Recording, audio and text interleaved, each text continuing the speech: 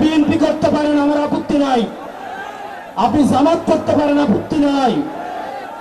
আমরা দেখেছি গতকাল যখন ঢাকায় আগুনে পুড়ছে তখন সেখানে আওয়ামী লীগ আসছে আলু পোড়া দিয়ে খেতে। আপনি বিএনপি করেন, আমার সমস্যা নাই, জামাত করেন, সমস্যা নাই, কিন্তু আওয়ামী লীগের সাথে সখ্যতাকে আমরা মেনে নিব না।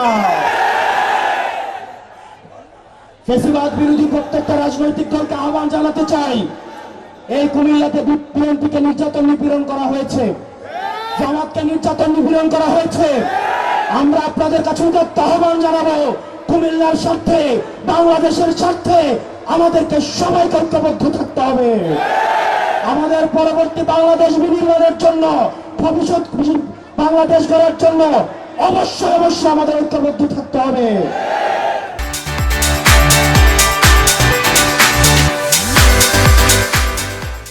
আমরা সরকারকে আহ্বান জানাবো, মাইলস্টোনে যে ঘটনাটি ঘটেছে, যে দুর্ঘটনাটি ঘটেছে, সেটি নিরপেক্ষ তদন্ত হতে হবে।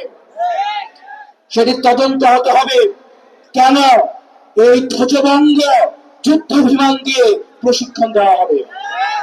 আমাদের সরকার জবাবদিহি করতে হবে, এই মাইলস্টোনের শিক্ষকদেরকে কেন আবার নির্যাতন করা হয়েছে। লাশের সংখ্যা নিয়ে যে বিভ্রান্তি তৈরি হয়েছে সেটিকে স্পষ্ট করতে হবে।